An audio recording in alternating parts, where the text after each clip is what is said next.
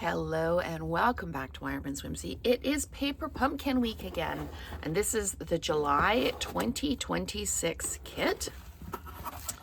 And I've taken the inside wrapping off, but that's just to make it quicker on the video.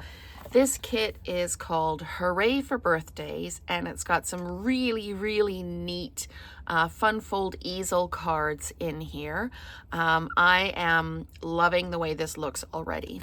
So we've got our full color instructions, our inches and centimeters measuring tape down the side, and an overview of everything in the kit. I'm so excited for this one.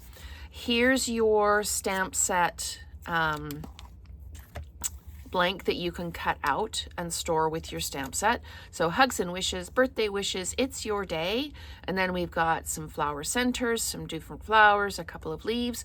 We've got hooray, and then we've got this lovely grid. Can you imagine doing a little bit of that in the background? Just a little scrappy, a little junk journaly. I'm looking forward to doing that. The coordinating colors are basic black, darling duckling, hydrangea hue, melon mambo, old olive, and timid tiger.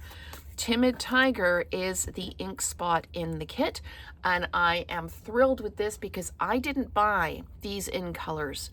So the only one I bought was the strawberry slush. So now I have timid tiger. I've got our stamps. We've got dimensionals. We've got adhesive dots and some Terran tape. We've got, is this two different card bases here. And then we've got our envelopes, and the envelopes actually have, I don't know if you can see the embossing on there, or the shiny there, and they are the same shape as the cards, so you can match your envelopes. And here we've got our blanks for the cards, and they've got that little bit of glimmer around the edge. I'm not sure if you can see that. And then we've got another set of card bases. They're already scored. We've got our greeting banners. We've got, these are, I want to say they're stickers. They are indeed stickers.